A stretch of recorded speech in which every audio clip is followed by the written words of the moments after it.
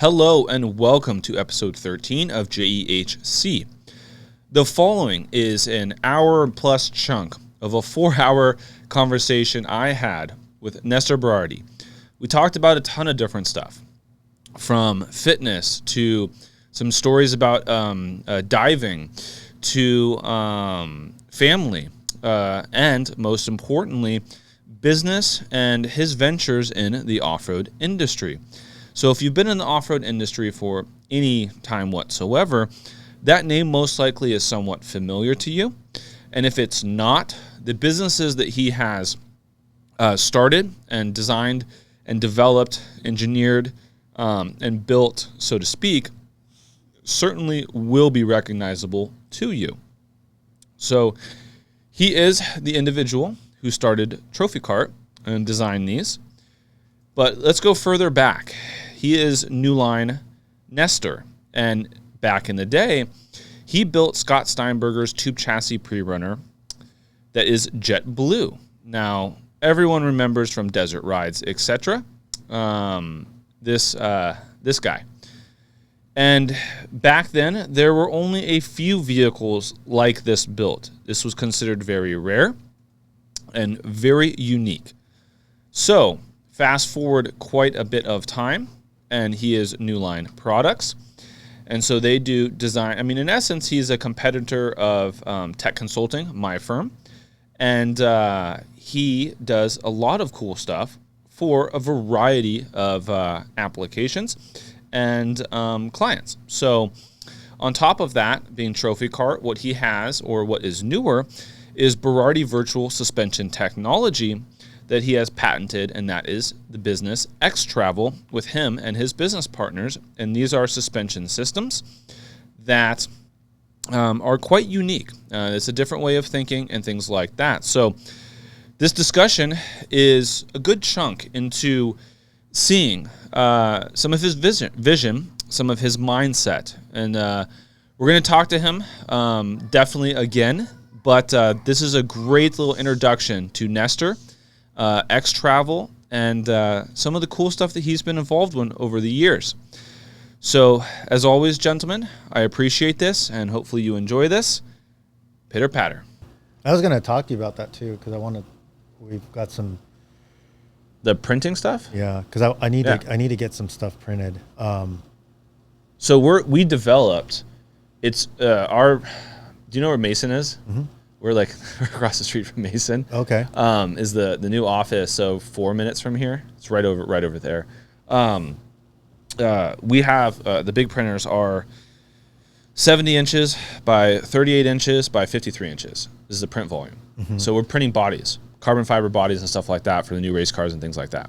So that's where we've been focused, is bridging this gap to where we can start printing bodies, fuel cells, dashes, stuff like that, for whatever, from UTV to fucking race car shit to truck stuff. Like right now we're doing class 1 bodies and truck bodies, and some UTV stuff, to be fair. Like I have my UTV stuff downstairs that we're printing stuff for, but we're developing the printers to do this sort of large format printing for our side of the industry first. Mm-hmm. But in essence, like muscle car, the Fast and the Furious type shit, mm-hmm. like those dudes are obviously going to be gnarlier, but it's body printing, so it's surface printing and shape printing. That's what we're focused on primarily, mm-hmm.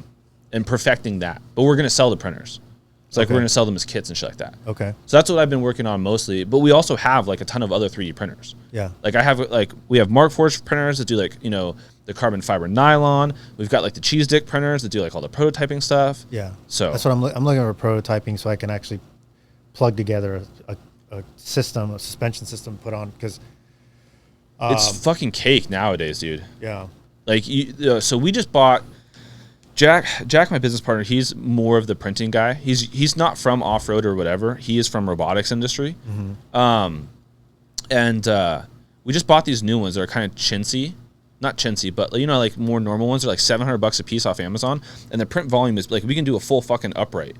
You know what I mean? Mm-hmm. That's what I need, yeah. Yeah, and so what I'm getting at is like the technology has gotten so rad that for under $1,000, like you can get some pretty fucking rad prototype printers. They'll do like PETG and these sort of materials that are perfect for like what you're referring to, where you could print a full upright or arms and put them onto it. Like we do full trophy truck stuff, like full trophy truck arms, full link arms we've done, obviously the front suspension stuff, and cycle it before anything goes to laser or machine. Yeah, that's what I need, Yeah. And it's not, like I can show you how to do it. It's fucking cake. Because you can pull whatever you're doing from SolidWorks right into fucking STL files, and if it's too big for the printer, just cut it up. Yeah, and then do like dowel pens and glue that fucker together. Like so the big arms and stuff, there'll be like 2 or 3 pieces with some dowel pens. And then we'll push bearings in them, cycle stuff.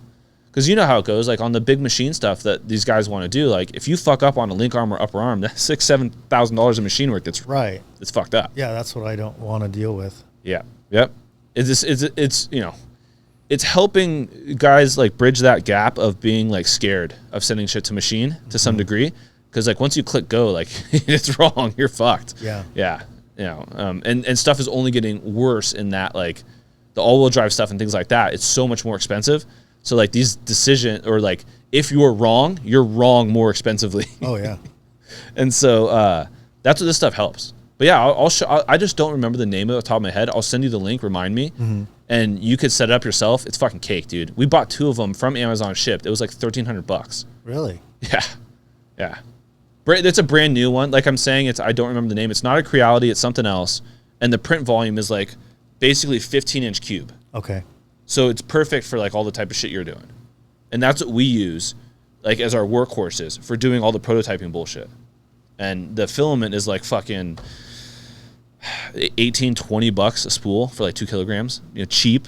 And we do mostly PETG, which is like a really good, robust material for doing this type of prototyping, to where like you can undersized bearing cups and things like that, and then just fucking sand it real quick, press the bearing in so it just fits. I mean, it's cheese dick, but the point being is like you can actually put bearings in it. Yeah. You can thread heims into it. You know, like we'll undersize it, we'll run a tap through it real quick and put a heim in, so like you can use the part to cycle. Yeah, that's what I need. Yeah. Exactly. Yeah. And yeah, with real world clevises and bearings and everything. Yeah, that's what it needs to be. Because again, it's speeding up that time frame of like from idea, concept, computer to a product that's like a retail product. So, well, as you know, the old school way of doing things is now so much more time consumption that it's hard to factor, or but at the end of the day you're struggling to create enough margin, because you have to be able to do things faster, more accurately, to get you to that end product, to get that to the consumer faster, so that your margin stack is still there even quicker, because everyone else is only doing it fucking faster. Yeah. So you're battling that same game, where if you don't, obviously your time investment, your financial investment on the front side now is creating that break-even point, recouping that cost is just being pushed further out. Right. Right. So bringing that back closer to your side of the table is fucking cherry, and that's what these, like, I call them chintzy printers, under $1,000 cheap Chinese printers, and they'll fucking last you maybe 2 years, maybe, but like we had the Creality ones that were like $1,000 a piece. And we've had several of them for a few years, but they wear out. But these cheap Chinese ones, what wears out? Just the bullshit on them. Fucking little gears or little bullshit things wear out, and you can't really get replacement parts. It's really stupid. But like I'm saying, for like the last sets we had, did you make your parts. It's almost not worth it. Like I'm saying, for like you just buy another one for like $600-$700. So you run it for a few years and then just buy a new one.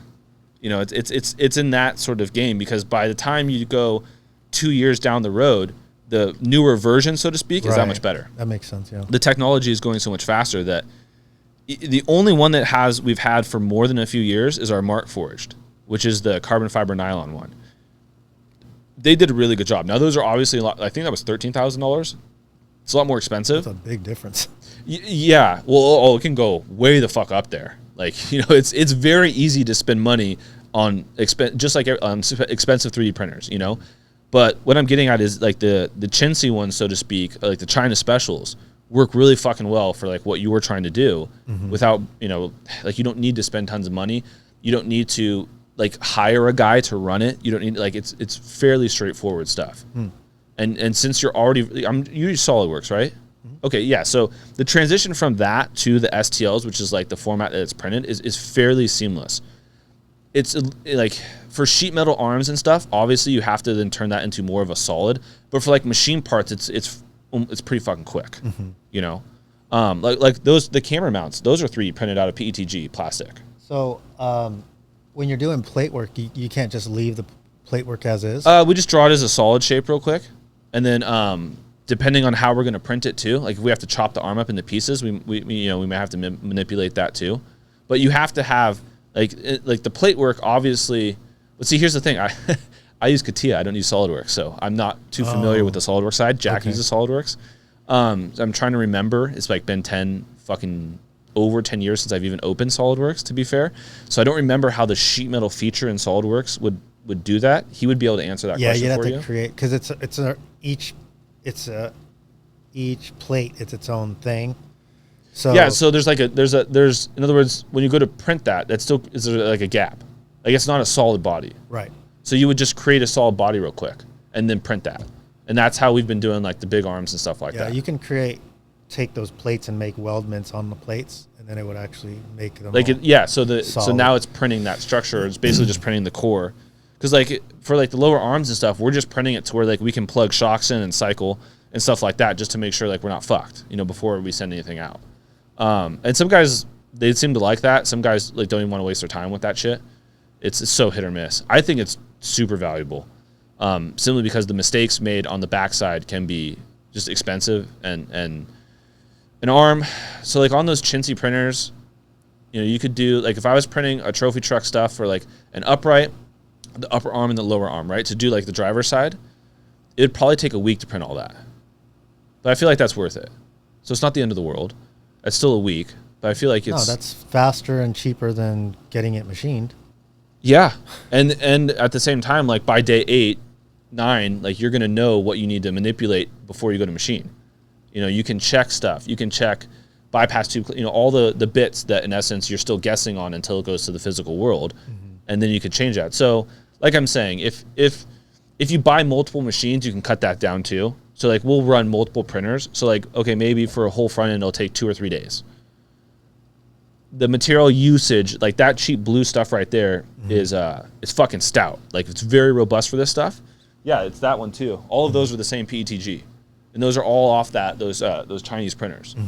For like the whole front suspension, like on a TT, so to speak, would be like less than $100 in material. Maybe like $85 or $90 in material. So again, it to me, it just seems like that's not terrible. Right. Like that's totally worth it to get you where you want to be faster. Yeah. But again, I still get pushback from dudes. They'll be like, fucking send it. Who cares? I'm like, whatever. Welcome to off-road. I mean, you know how it goes. Like it's, Yeah. But see, I'm on a different, I'm designing for people. We're now building in-house cars for the Towers family, but I'm only doing that for the Towers family. So my side is like, I'm just drawing for people pretty much 24/7. That's what we do. Some of the guys like this stuff. Some of them don't. Some of them are just like, straight send it. Don't give a fuck. And others are like, oh, thank God we do this. Because most of the time, they always change their mind on shit. So it'll be like, you draw an upper arm that's all machined or bitchin'. You print it. They go and cycle it. Okay, so it cycles fine, but they're like, well, I want the style to be a little different now that I see it in person. But like they loved it in the computer, and now that they see it in person, like, well, I like that feel a little differently. I want to tweak this so it looks this way, stuff like that. Yeah. No one is like consistent. They always fucking change their mind.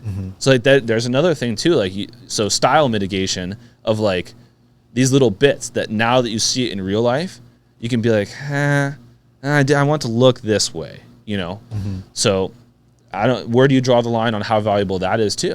Because there's a good argument there that like just in the style aspect, it's worth the time to do that. And we do it for a ton of like, the body stuff, we do tons of body shit too. The suspension stuff is, like I'm saying, is more hit or miss. But you would be doing mostly UTV stuff, so that would all fit. Not necessarily. Like we're building right now. The reason why I need it is not for the UTV stuff. I'm building a Bronco, and I'm going full OEM on it. So all the links on the Bronco for that X travel system. Oh, the new shit. So a new Bronco. Okay, I see what you're saying. Yeah, and it's all. I'm trying to make everything cast. So everything looks cast. Ah. So it's going to look like an OEM replacement part. Because what the goal is, we're supposed to take this Bronco to Ford. That is, that's a very unique way of looking at it, because I bet you that will yield a better result for the end consumer, because it's that OEM aspect to it would, like, in other words, like, some guys might be scared once you get like too outside of this OEM fit and finish on these more like nicer pre-runner-esque sort of applications, because the Bronco's not fucking cheap. So these are already people with discretionary income above average. And so having that OEM aspect could play into like a positive marketing characteristic for someone who might be on the fence between a few different things. Yeah, well, what we found was, like, we've taken our suspension to Polaris, right? And they've seen it. They've driven it. All the Polaris engineers have driven it. Yeah. They love it. But the first thing they say is, it's too expensive. There's like the way it's designed, there's too many things and blah, blah, blah, blah. Well, they're engineers. They're not looking past the fact that what they just saw. They just saw everything's in double shear, uniballs, spacers. It all adds up real quick. Well, the fact that you have a non-factory upright for a UTV application, because no one of the UTV guys want to make uprights. Right. Like, that's like, oh, fuck no. It's all just stock replacement arms. Right. So just going past that alone, like, you've already kind of scared people, because they're like, oh, yeah, it's too expensive. Yeah. So be able to do so I want to do, what I noticed is, I said, what if I showed you a cast version of this spindle and a cast version, like with ball joints, and instead of, single shear ball joints, pivots for everything. Yeah. I said, what if I showed you that? To the Polaris guys, they're like, you can do that? And I'm like, of course you can do that. Have you patented it, or have you gone, okay, cool. So at least you're not putting everything on the table talking to these guys beforehand. Yeah, I have 6 patents already there you go. for it. So they know that, and they've looked at our patents. They're like already like, they're very serious about doing something with us, but they can't get past the fact that their brains aren't working past, like, oh, it's double shear, uniballs, and maybe they think that's what it needs to be to work for that particular system because of all the links and stuff. It needs to be double shear. Yeah. But they don't understand that it doesn't. It can be OEM, ball joints on everything. That's a phenomenal idea. So that's what we're doing with Ford. So I'm like, now knowing that information, because I'd love to work with Polaris, but my big fish is Ford. Like, I want to catch that fish. Because if Ford comes in and says, I love what you guys are doing, and the fact that it looks OEM, you're using stock ball joints for everything that come already with the Bronco. This is a cast spindle, cast arms. Yeah. What's the overall cost here? And then I tell them it's the same as what you're paying now, except the added cost of 2 more ball joints. So, and the Bronco is almost like the perfect application for this specific suspension. That is a very good idea. So I'm almost finished with it, but when it's done, I need to be able to, make it out of, plastic first, cycle it, move it around, make sure everything clears, and then go from there. And then, okay, send everything for a very good machining job that's going to look cast, essentially, because it's going to basically... Well, machine it, sandblast it to give it that, Yeah. You want to rough it up a little bit. Yeah, and so I want to do that. The irony in that is amazing. You're basically going backwards just to give these guys the actual image as if they can't visualize what the fuck that's going to be. Yeah, it's funny. And they can't. It's amazing. They just can't. Well, it's like their heads around it. Did you ever go to engineering school or any of that bullshit? Okay, so neither did I, to be fair. Jack, my business partner, is an engineer, and he sees it too. But it's like the engineers... Not that it's a bad thing, but like it's almost like they're taught to be tracked, like a single track mind to some degree. Like they're fucking bolt guys, or you know what I mean? And so they're not that it's a bad thing. I think it just takes a different human to have the engineering part, right? But to have the visualization part that it doesn't exist yet, right? So, the people that can do that are doing what you're fucking doing. They're not working at Polaris or stuff like that. Right. So, by default, these are like the entrepreneurs of the engineering world. Yeah. And that's funny because it's like now you're having to go through all these extra steps to create this visual feel. That's it, right? Because nothing else changes. You're basically creating the same geometry. Like it's all the same shit. It's just I'm creating the visualization aspect of I understand the path you guys need to be in, and so you have to go through these other doing the work steps for them, so that they don't have to engineer, cost reduce I'm doing the engineering and the cost reduction all rolled into one and make it as simple for them as possible to go for it to finally click and go, yeah, that's what it needs to be. And then you own the rights to it. You sell them licensing, right? So that in theory they can. Those are the options. So it's either, if it's Ford, and the way I would perceive Ford is the action they would take is, I like it. Let's buy you out. Oh, I see what you're saying. But is that an avenue you want to pursue so early in this company? Yeah. Fair enough. Totally. Okay. Because that's probably going to be one of the larger checks if you were to avenue in a buyout scenario, i.e. like, well, yeah, because like Polaris, I don't think would be as big of a fish. I think your natural inclination that Ford would be, and the irony is that Bronco is like a great platform for this. And so I know information about with Ford. Maybe you know it too, but as far as Ford with their new Bronco R, the Pro, their Raptor R, they've got. I mean, I'm dealing with the guys that are testing the 2025 models now, and those are the guys that are bringing me in to the Ford execs, and those are the guys that are like saying, look, come out, do the Ford Bronco. They're having major steering issues. You're going to solve them with this.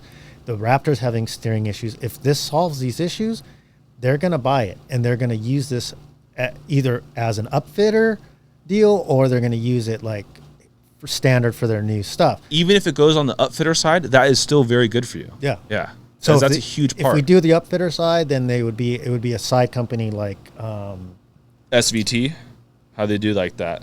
Yeah, there's like upfitter companies, like that would create that, and then it would be a licensing deal there. Yeah. But I would think Ford's just going to either buy it to shelve it, because they can either shelve it or learn more about the technology. Just so the other assholes can't have it? Because they got 20 years on it. Yeah. So whoever buys this, because I want to go, I mean, the plan is like realistic plan. Go to Chevy, go to Polaris, go to Can-Am, and go, here it is. I have 20 years of patents here for you that you can have full control of it. This no is really one else good. would have. I didn't realize you went, I mean, your intellect in the depth of this is far further than I was assuming. Oh.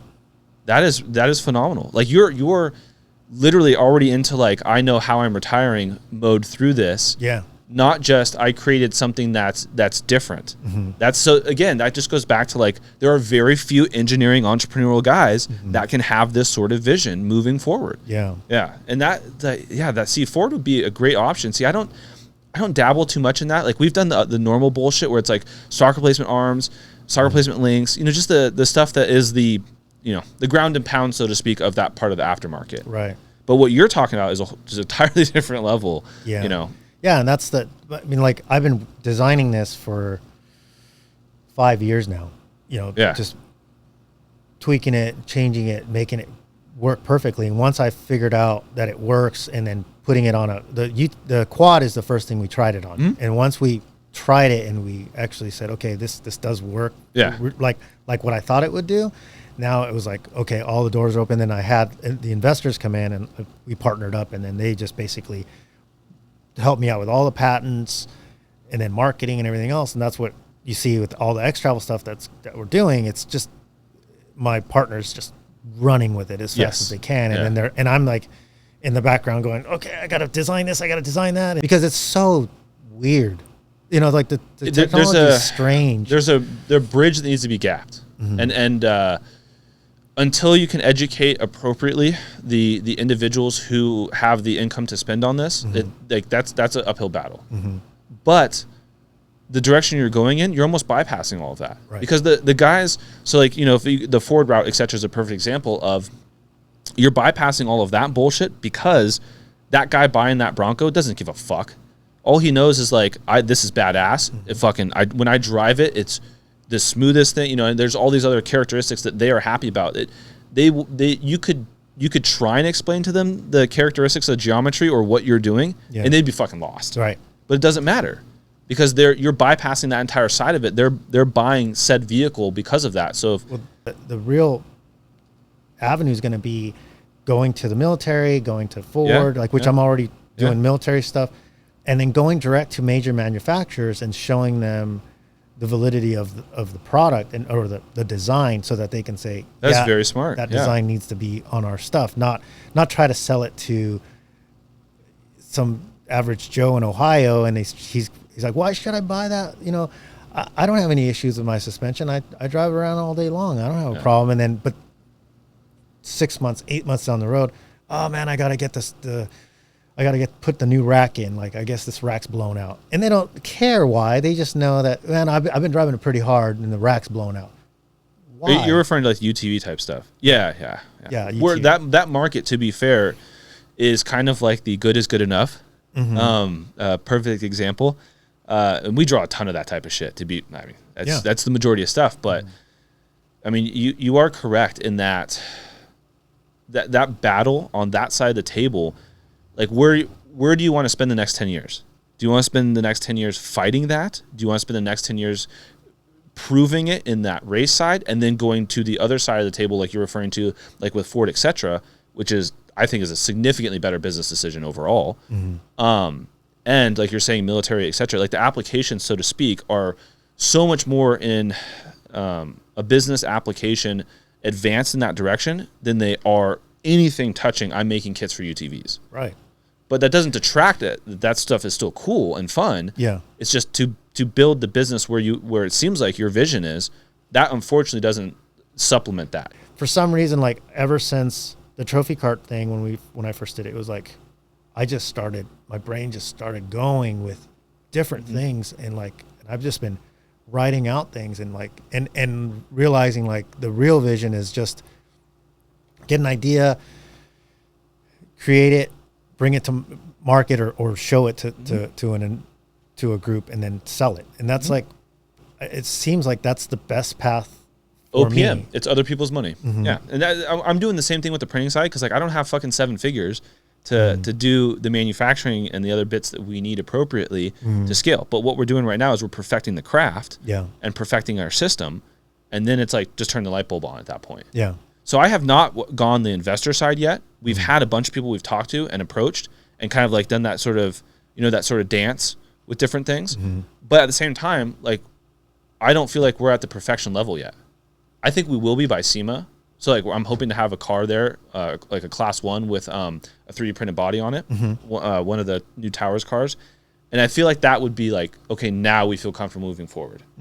So like, you're still several steps ahead of us in that sort of game, but like we're still doing the same game. We're like, I don't have the money to do what I want, where this can go, right?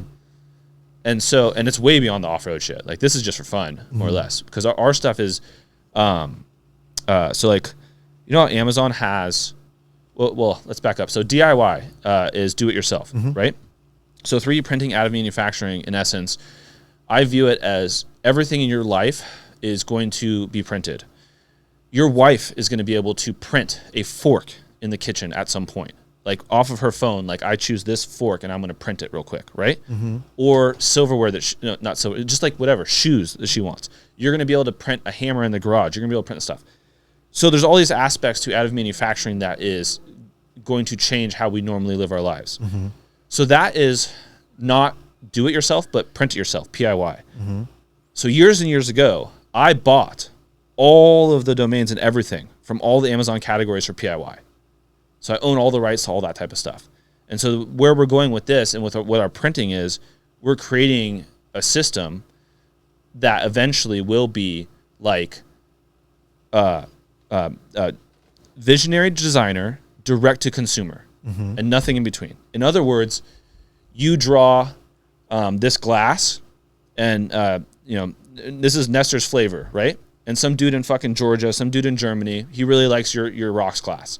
He wants to print your rocks glass. He buys the print file off of the system, so to speak, for like 10 cents, 15 cents. You get your royalty, and he prints it. So you're not a glass manufacturer, but you are a glass manufacturer, right? Do you see where I'm going with that? Yeah. Visionary to direct consumer. And that's what we're creating with this. I'm just starting with the fundamental of the cool off-road shit because it's more of a passion and obsession. Right. But there's no end game. Like, in other words, just like you're saying, I know where the end game in making money is in this off-road and motorsports direction, to where I already know I have to be past that to do something bigger and more real. Right.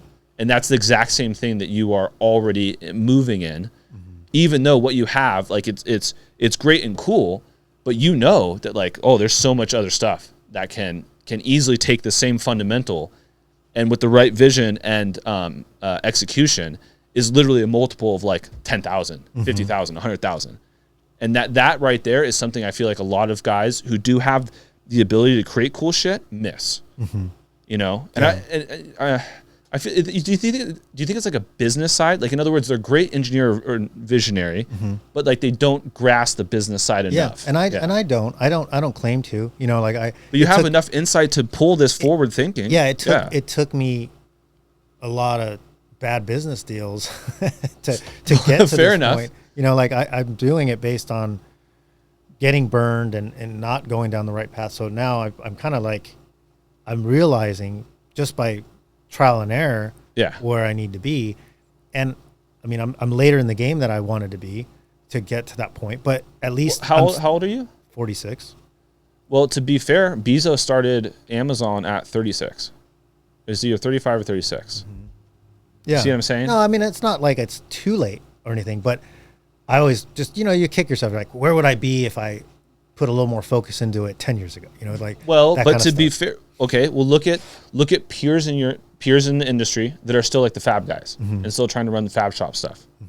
You see what I'm saying? Yeah. That is a rough fucking game. It is. Yeah. I'm doing both. Yeah. I'm trying to run, because I still build cars. I'm building a brand new race car for Matlock.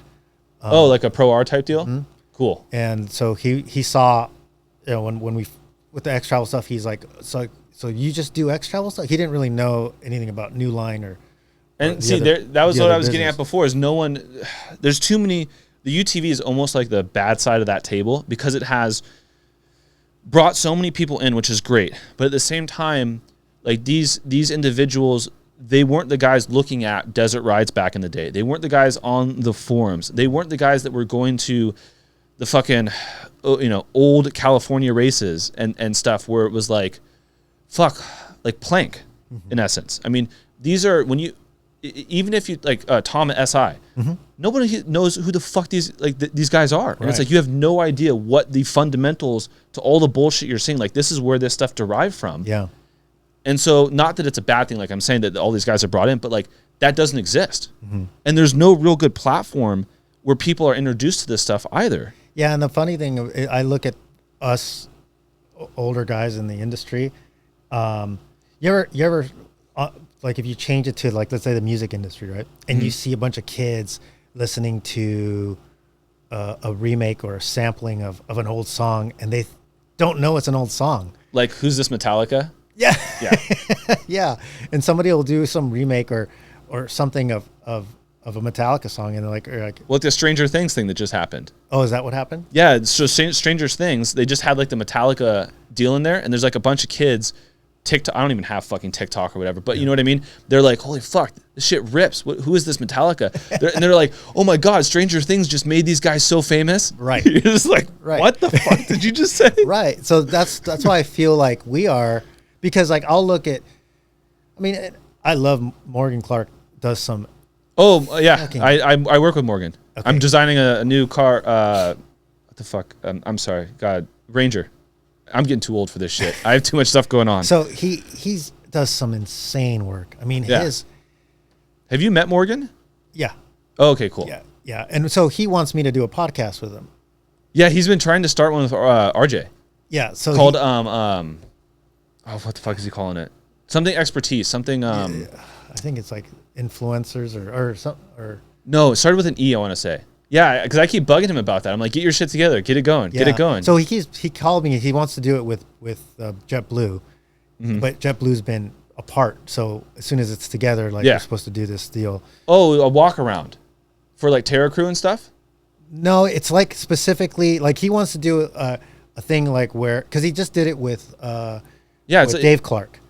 Yeah, so at Vildosa's, yeah. So he wants to do like one with me with my build that I did. Yeah. Like, and then talk like what my history was, and like I keep telling him he needs to do more of that because it's just so much cool shit that like these people don't know exist. And Well, like part of it is those fucking websites are gone. Desert Rides is gone. Right. Nobody follows RDC anymore. Right. You have to really go back and fucking archive the shit out of stuff to see anything. Yeah, like the only thing that you can do is create some kind of a, I don't know how you would do it, but maybe do an Instagram style.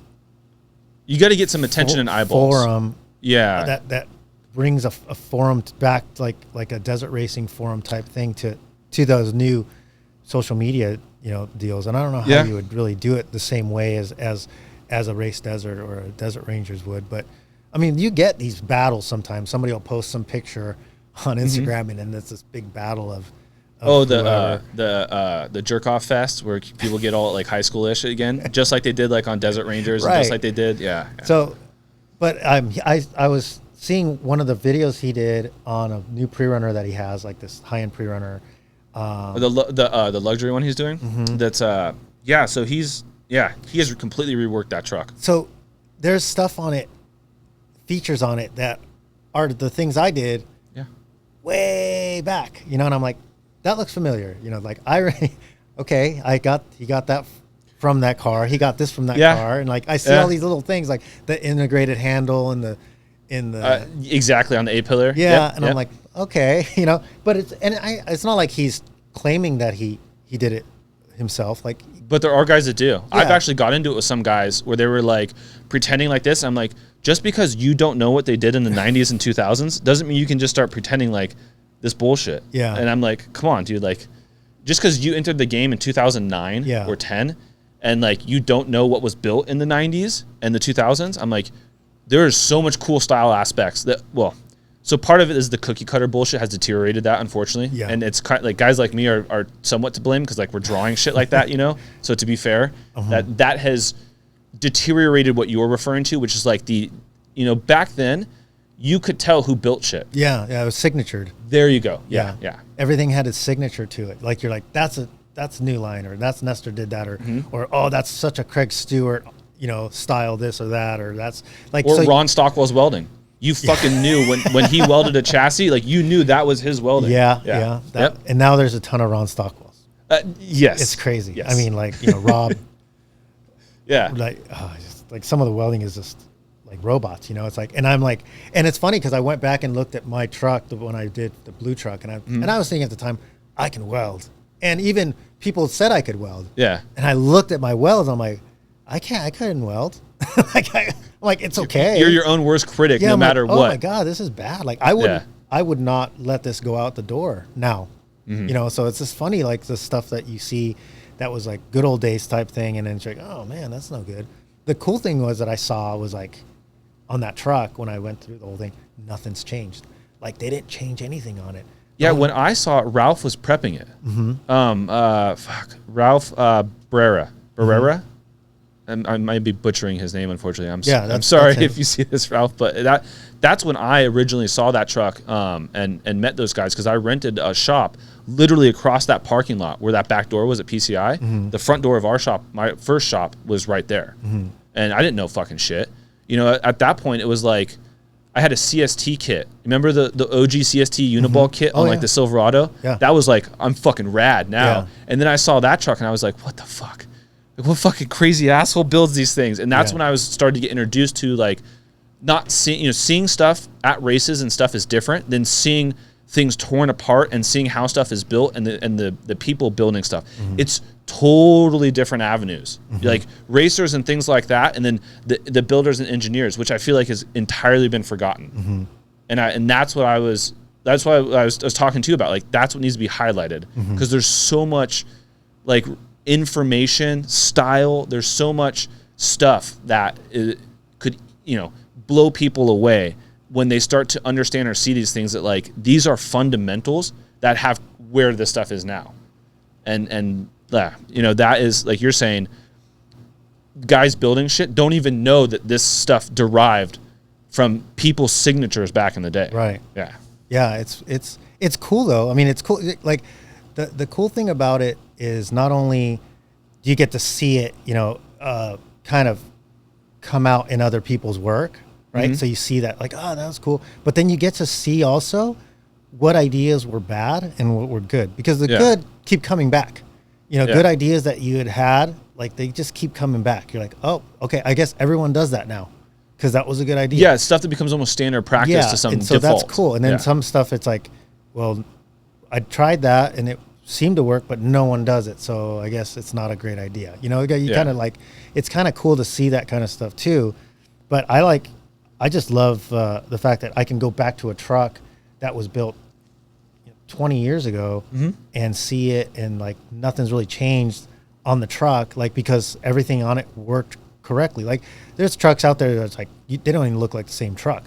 You know, they've changed so many times. You're like, wait, wasn't that I-beams before? Why is it A-arms now? You know, you look at that kind of stuff. You're like, but this truck is like every arm's the same arm, like trailing arms are exactly. And is he still actually using this shit? Oh yeah. Okay, cool. Yeah, I mean, he's got tons of miles. I mean, arguably probably one of the most or higher mileage chassis. Oh, for sure. Yeah.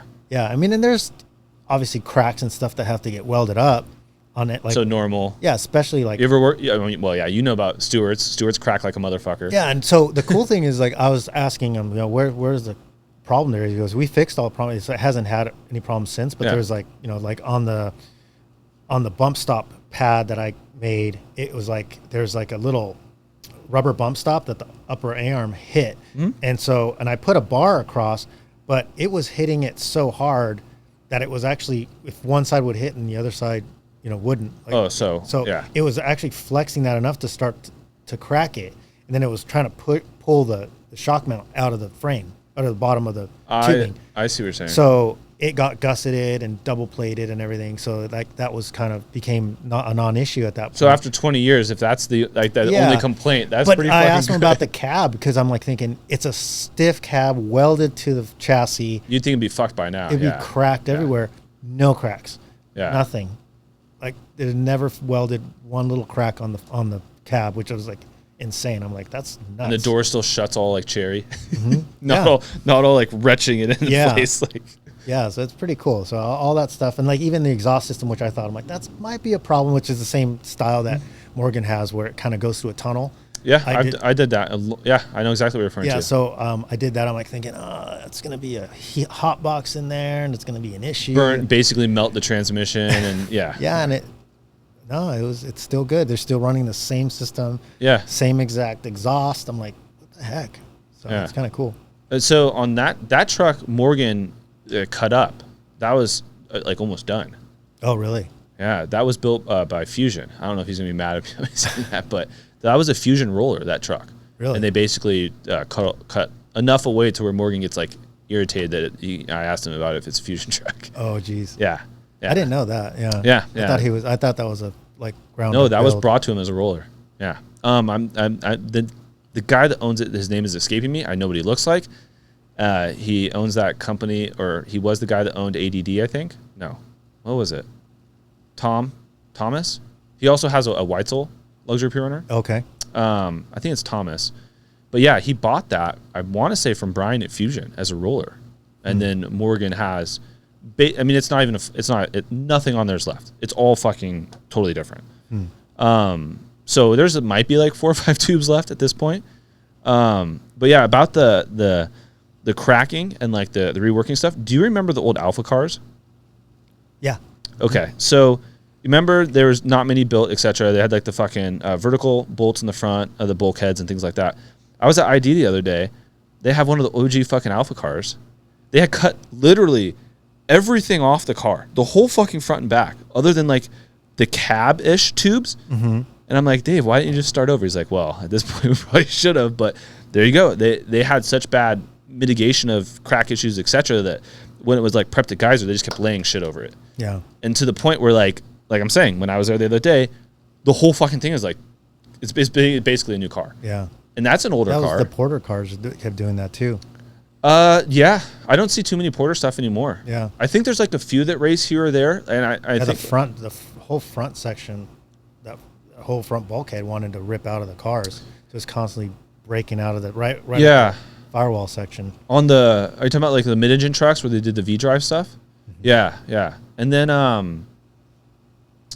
the name's escaping me. So you're going back a ways. I don't even think most people don't even know what the fuck Porter is. Yeah.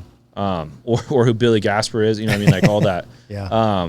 and I haven't talked to Billy for a little while, but so now that Eric is sold ES, Billy was doing like freelance stuff, I think, back at his own deal. Mm-hmm.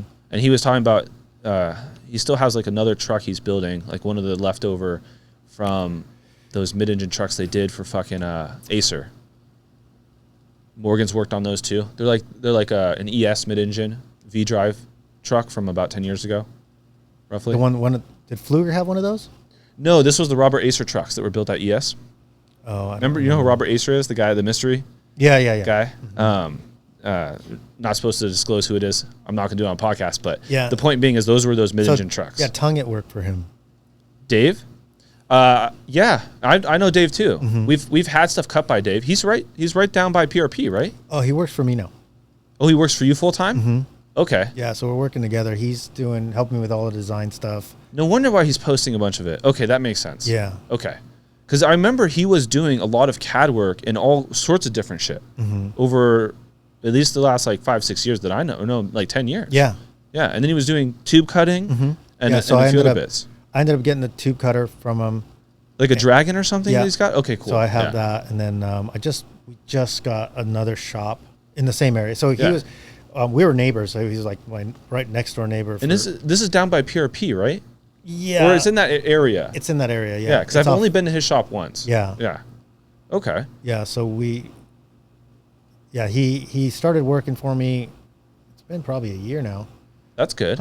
But yeah, it's been great because, I mean, he knows exactly like we're kind of on the same level of like how to build stuff and design things, and he's been around for a while, at least almost as long as I have. Yeah, because I want to say he's worked for quite a few teams. Like, didn't he work with Mango? Yeah. Yeah, for a while. Okay, that's what I thought. Yeah, and so he knows his stuff, so it makes it easy for me to, if I want something, how to explain it. Like, I don't have to just, okay, this is what an A-arm looks like. He already knows how to do stuff, so it's really, really nice. And stuff that goes from the computer to actually working, as opposed to like the Instagram posting fancy pictures bullshit. Yeah, there's a big difference between like Instagram engineers that make fancy renders and like stuff that actually goes out and gets used. Yeah, and I envy that sometimes. You know, you're like, the render stuff. Yeah, you're like you like it looks so cool in the picture. I'm like, yeah, I want to draw cool pictures too, but the way I see it is, I can't justify billing clients for that time. That's where I see it. So I look at it as we're more like ground and pound, like get stuff done, make money, make things that work. I'm not too concerned about the pretty stuff. I don't care about followers. I don't care about any of that. And I feel like it's cool, but like I can't justify spending or billing out a bunch of that time to make all that fancy. It's hard for me to justify that. Yeah. You know. Yeah, I mean, if you're doing it on your own time just for Instagram. But or if it's like your own business, like your own company. Yeah. Because like we're on the side of the table where like our guys are the business guys per se. So like I'm saying, everything is time and money. So it's hard for me to justify that. Now, if it was my own company, that'd be different. You know, I'd be doing it if it was my own kits I'm making or things like that. Yeah, I'll invest the time to do that. But again, it's also, do you have fundamentals or do you not have fundamentals in place to understand a lot of this stuff? Because drawing fancy parts is not necessarily difficult. I mean, these newer programs and stuff are pretty easy to pick up. Right. The Inventor, the Autodesk, things like that. Fusion. Shaper. It's insane. Yeah. It's so intuitive. It's really cool. Yeah. And so you can get pretty quick to going to like looking at fancy shit, you know, but that doesn't mean that fundamentals are there. So that's why like some of these older guys are still like the CAD guys that went from hand fab, you know, kind of through the ranks, so to speak, understand some of these fundamentals more to where like at the backside shit will be better in work, less revisions, less headaches.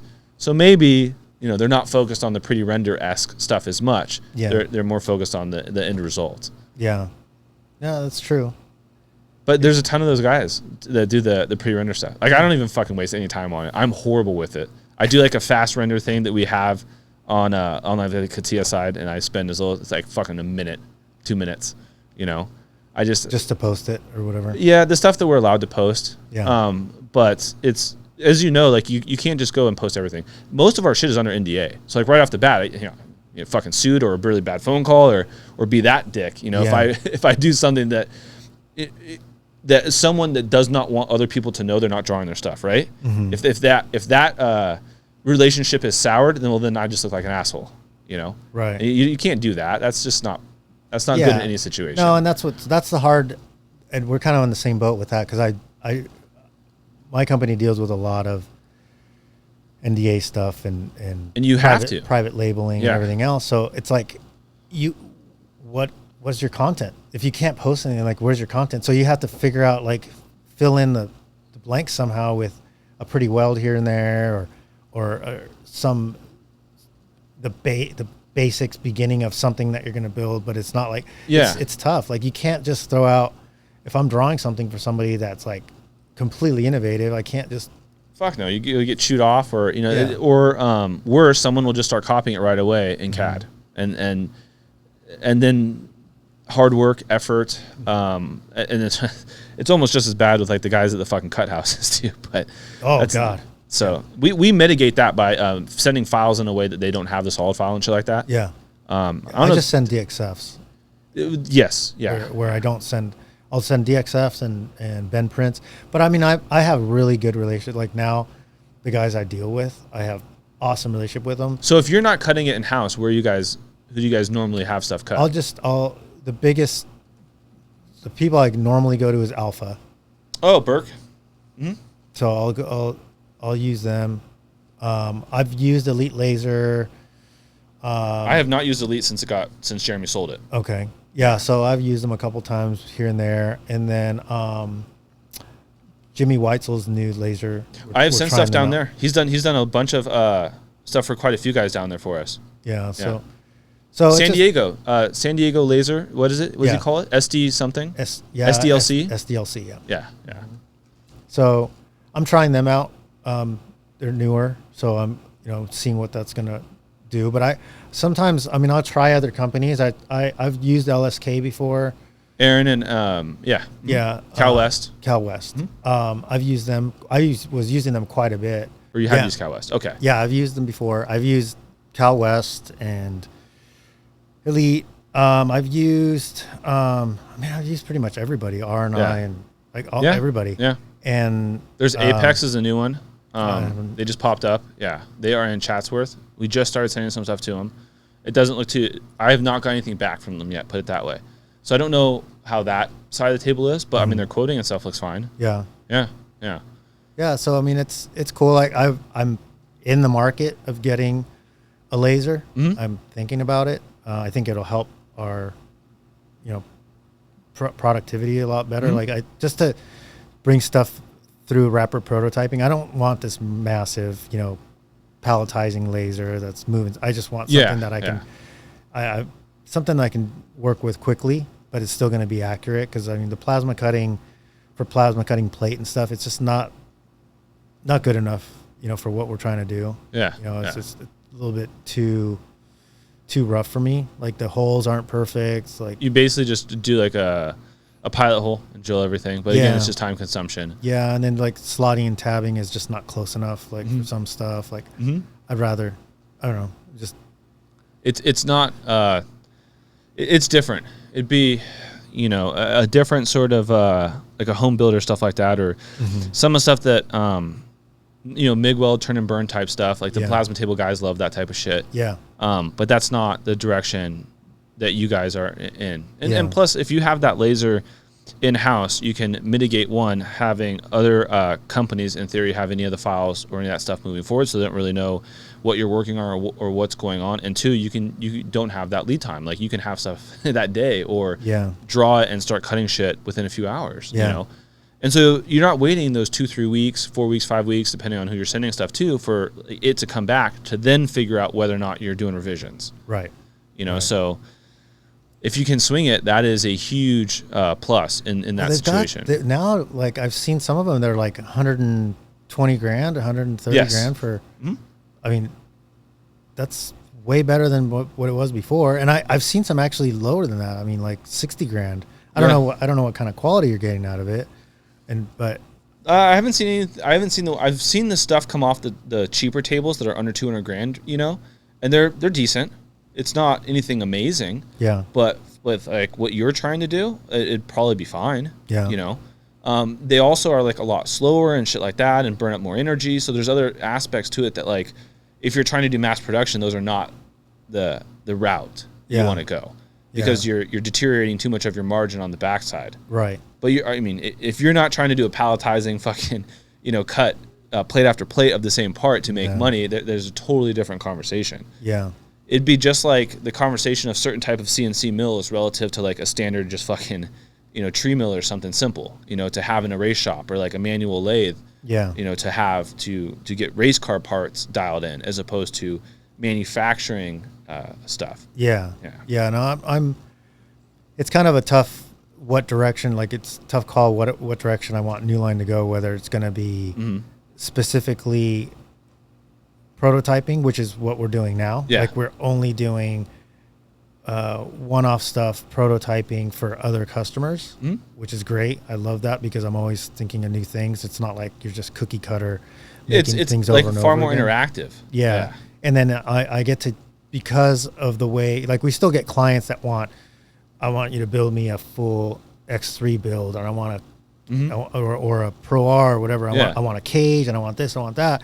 What's cool about that is, like, because I have all these clients that I'm prototyping and building stuff for, I can call them up and go, hey, I want one of those cages for this client. I want one of those radius rods for this client. I want this. So I can pick from all these clients that I have, instead of like prototyping something new for that client. I can buy off the shelf parts and already have an understanding of what it's costing me, because, I'm getting dealer pricing from my clients.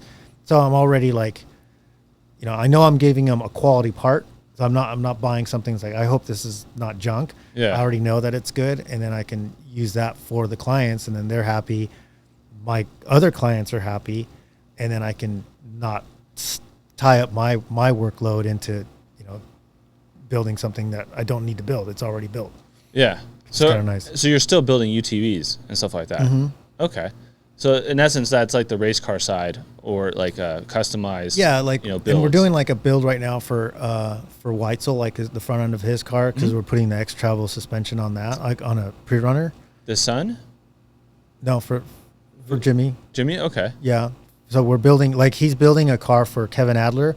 So Kevin Adler came to us. Greg Adler's brother? Yeah. Oh, I see. Okay. Yeah. So he came to us, and he didn't. Scott Steinberger came to us, and he had a Can-Am. He heard about this whole X3 thing.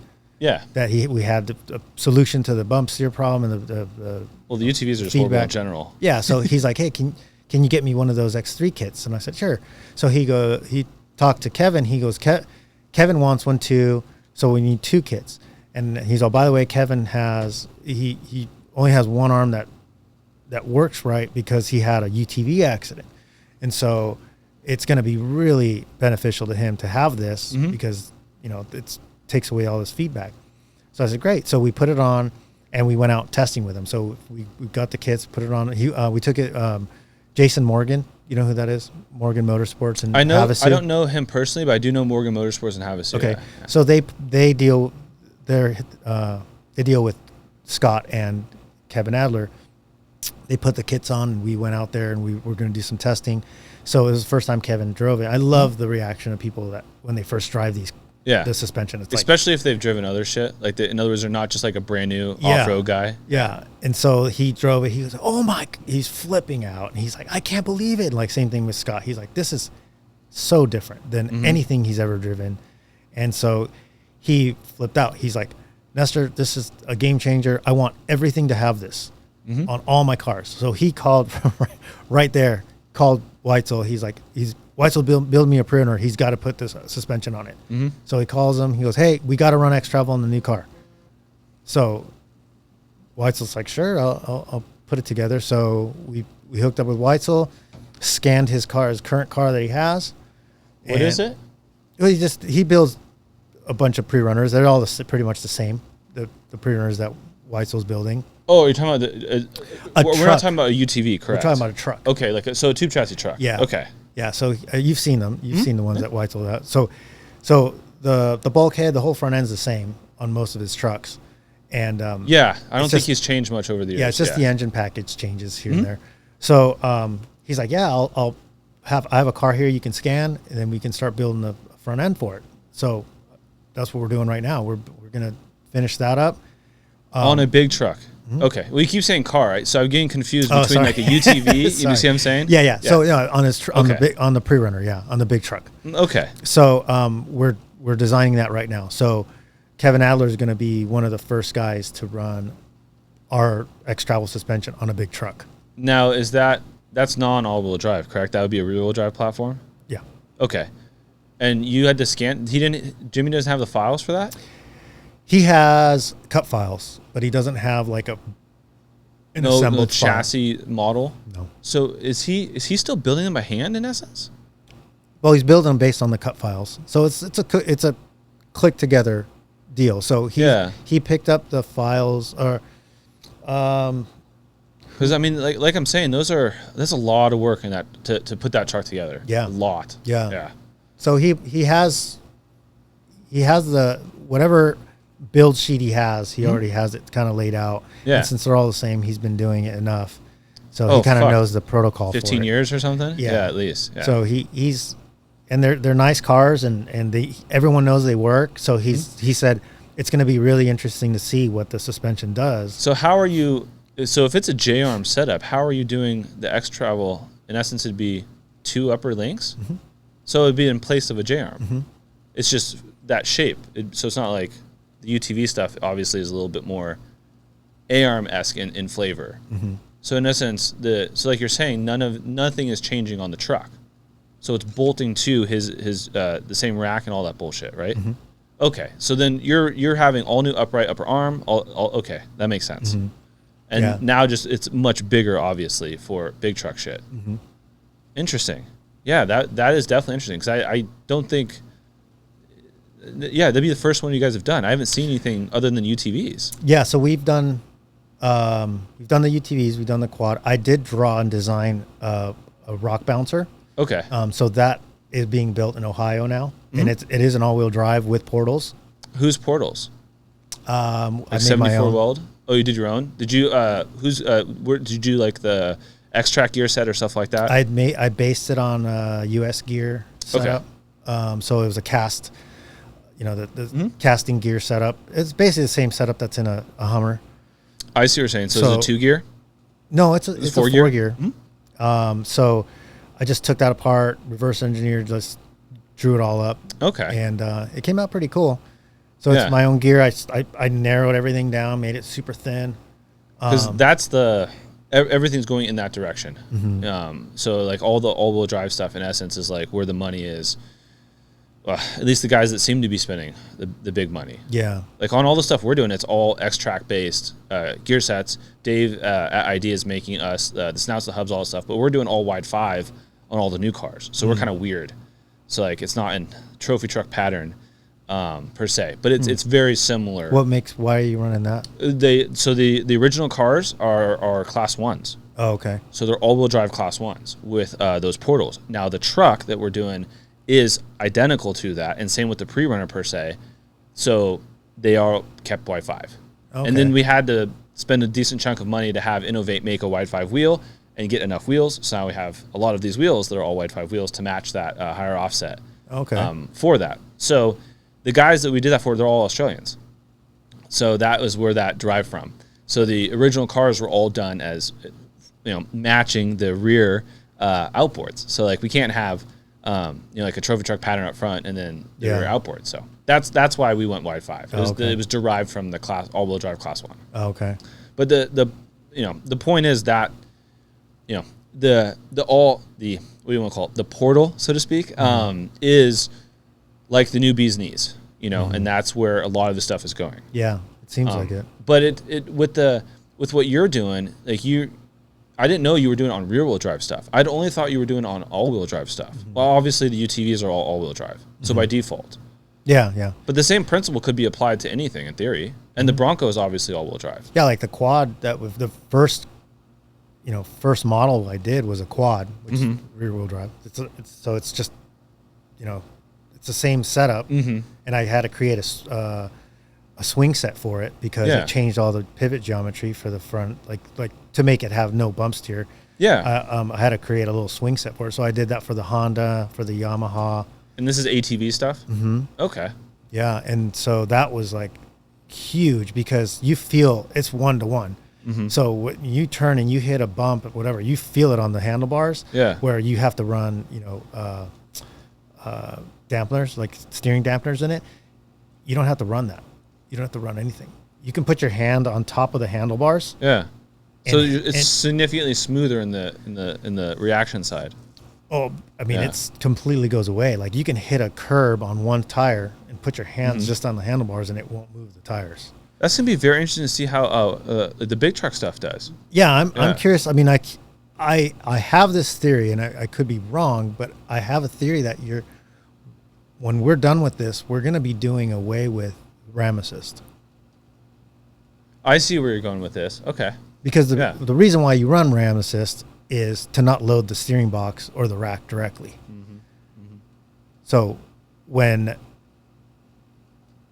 that gets taken away, and it's basically a manual setup in essence. Yeah. So you're not going to need that. I see. So you're not going to need all the hydraulics that run with that. You still need hydraulics to run the box or the rack. Well, you're talking about just turning. Yeah. As opposed to what? So on the Weitzel truck, you're still running a traditional rack then, right? Yeah. Like a Howe or... Yeah, so but it still runs a servo. So the servo still has to run the rack. And that's the power steering side of it. Yeah. But then the ram itself, I'm thinking about just looping it. Okay. So that it's not running off the power steering. And just seeing how that goes first? Yeah, because I don't think it's going to need it. That's interesting. That's very interesting. That would definitely be a first. Mm-hmm. I don't know anyone that's even trying that. Well, you can't. With traditional geometry, you cannot. That's only going to last so long. Either it's going to break a sector shaft, if it's a steering box, it's going to break a sector shaft, or it's going to rip the wheel out of your hands. Yeah. But since we just don't have that issue with this system, it's a non-issue. Like it just doesn't feed back to the steering. That's interesting.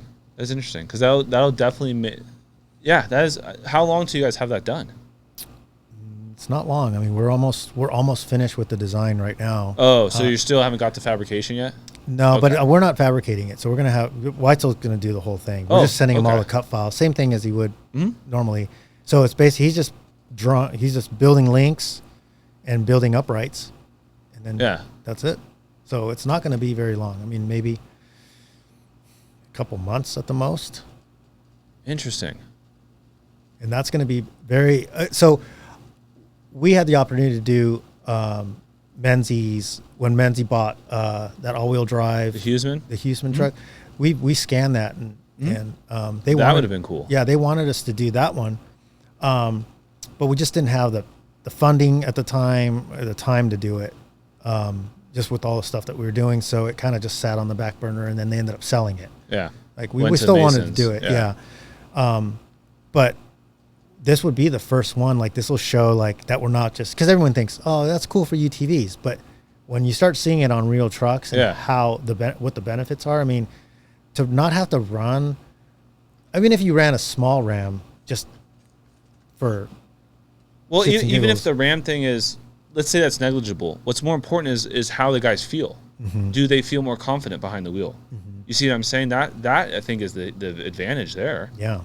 I mean, the RAM and stuff is a cost difference. Well, or wear difference. It's a cost and also less stuff that could go wrong in theory. Yeah, like when you what's the biggest problem that didn't Menzies have a steering issue at the last race? Well, I don't remember about the last race. He may have. I think Menzies is running all of Charlie's new boxes though. Yeah, but like that, like here. Mason's the only one that makes the Pitman arm thing for him. I have to buy these from Mason for all the new of Charlie's boxes. Mm. We designed this for Charlie. He hasn't even made them yet. Mm. So thankfully, the Mason brothers haven't cut me off. Yeah, I can still buy them from them. Yeah, but that is helping because these are the last sort of straw. These were the Stalker-esque stuff is breaking. Yeah, and they EDM these things, but they're not treated. So we still got to. Well, we treat the Pitman arms anyways. But the point being is, there's other things that may have broken. Like maybe he didn't have one of the nicer Pitman arms or something. So I just don't know. Yeah, I mean he hits. You're trying to drive fast and go through dust, and you're going to hit rocks and whatever. It's going to cause damage. But the way that our suspension works, you don't that load doesn't get transferred directly to the rack. It gets transferred all through the links, so the rack doesn't see it. Fair enough. It just gets all transferred into all the pivots. So if you're doing that with Weitzel, is it fair to say that you would do similar type of things with other designers or builders? Mm-hmm. So if like we had a client that was like, I want to design a new pre-runner with X travel on it, Mm-hmm. you in essence would just design that or license that relative to the bulkhead, or say in essence, here's your platform, Mm-hmm. and you're going from that to the finish point. Yep. Okay. And then the goal is we don't have to build it. Like we just want to design it and say, here's the cut files, have at it. Mm-hmm. And then they would put it together. It's like, so we really want to facilitate other manufacturers to be able to use the technology. I want to be able to have Lone Star use this stuff. I want to be able to have Cognito and being able to have them build kits, because. But you would still be making money by a licensing agreement or something. Okay. Mm-hmm. Yeah. Yeah. So in other words, you're not just giving it out. It's, right. There's something in place to do that. Yeah. Okay. But I want to do that so that we're not all in competition. I want, because like I said, if we're competing, then, because we're the only ones that are able to build it. So if we're the only ones building it, like all we're going to do is just make a bunch of enemies. Like, there's not a big end game. You already have a big end game in place. Mm-hmm. So you're almost creating a fundamental to help the end game, so to speak. Because your end game is not, I want to be like a next Camberg or, one of those. So it's a totally different mindset. Yeah. I want to be, help the industry. Yeah. And get it to that next level where we're all winning. We all up the ante. It'd be pretty crazy if I-beams came out and then whoever came up with the A-arm said, no one can build it except for Camberg. Let's say, where would the A-arm be right now? Like what Robbie's trying to do to some degree. Yeah. Yeah. He did patent the A-arm. He has a bunch of different stuff that he's been talking about, like how, other people shouldn't be making this, X, Y, Z. Yeah. Yeah. Yeah. So, and people get around that and figure out how to do things, but it stifles the industry to just say, I'm the only one that's going to build it. No one has access to it. So you'd rather work with guys, instead of creating like a animosity or things along those lines. Yeah, I want everyone to hey guys, build it. Put your flavor on it. I'm not. Mm-hmm.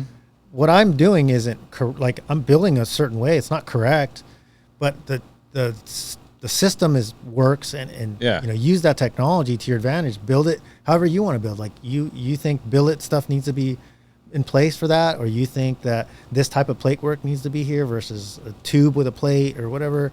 Different strokes, different folks. Yeah. Build it the way you want to build it. And so I think that gives everyone the ability to create it and not have to worry about infringing or doing anything weird. Everyone would have access to it, and then we just make our percentage, however we're going to make our percentage on it. Yeah, as long as everyone makes money, it'll be fine. That's definitely, I think that's a much better way of looking at it and a much better way of dealing with the industry. Yeah. Because like you're saying, there's a lot of enemies that can be created in these situations. Mm-hmm. And at the same time, you definitely want to mitigate dudes just straight ripping you off. Mm-hmm. And it's easier to be okay, fine. Like with the Weitzel deal, instead of him having someone basically take that theory and just run with it or try to rip off what you're doing in essence, why not just work with you, get things done faster, quicker, everybody's happy, everybody still makes money, and that there's no reason that can't be applied to all the other platforms, whether it's a Kawasaki, whether it's, the Bronco thing is different because you're taking that in a different level. But you could do the same thing for, in theory, any of the other vehicles, whether it's Ultra 4. I don't know if that would fly in short course because of the rules. I think that would be... No, it's open enough it doesn't to have where to that be would be an fine. A-arm. Yeah, it just has to be... Fair enough. Wheel travel, track width. Yeah, so in theory, that this could be applied in multiple avenues, like you're saying, as opposed to I am the only one that can have this and control this. Mm-hmm. That's very interesting. That's a really good way of looking at it. Yeah, and that's the hope, and it helps the other people too. It's not like we're our presence isn't small in the industry now.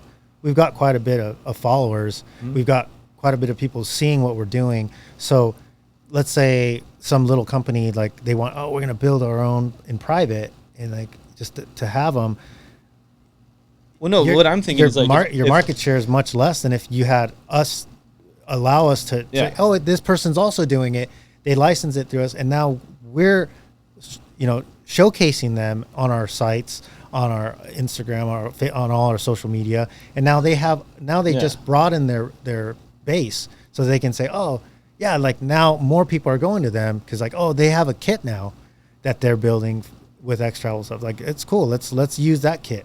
Instead of if I have a client that wants to design a new race truck or car, it'd be like, okay, hey, you guys do this part of it. It'd be no different than like we have Dugans build the motor or the gearbox. It's similar fashion. Right. Yeah.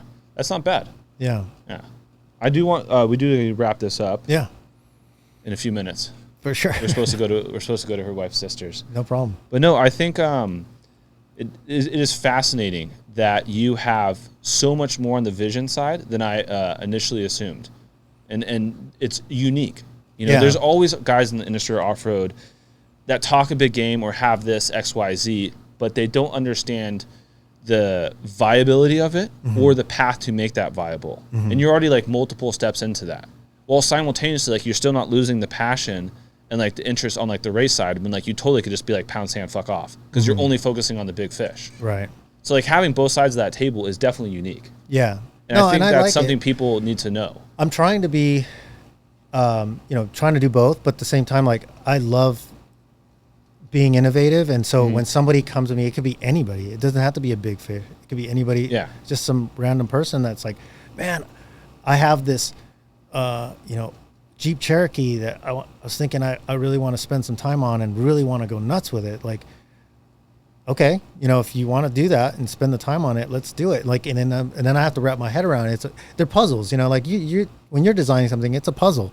You're trying to figure stuff out. And so and it keeps you engaged. Yeah. I love puzzles. I love going, how are we going to do it for this model? How is it going to work out for this? And how are we going to solve there's packaging issues that go into every car. I mean, the Bronco's have you thought about bad. Going past this into more other forms of motorsports? Yeah, definitely. Okay, yeah. Because I was going to say there's definitely other avenues this could be applied to. Yeah.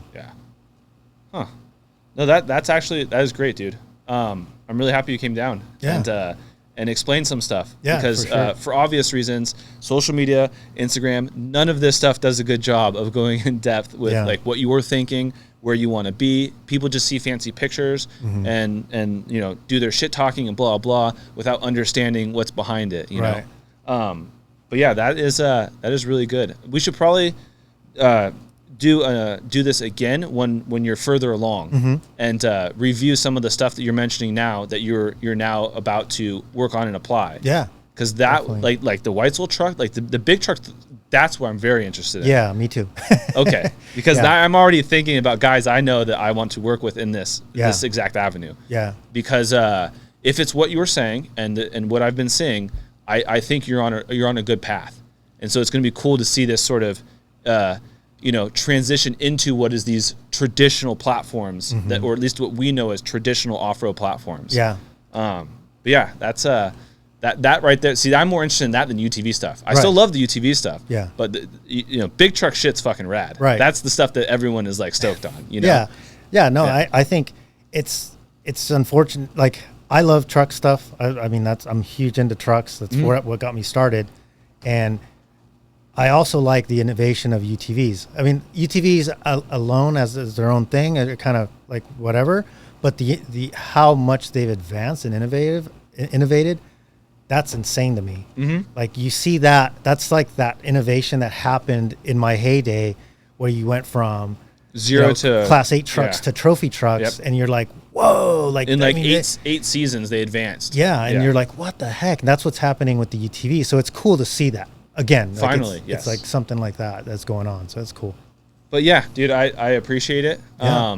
And we'll definitely talk again because awesome. like I'm saying, there's you're onto something that is very unique, and your mindset for it is even more unique. So that right there, like, you could totally just tell me to pound sand or anyone. Like, you just told Jimmy to fuck off.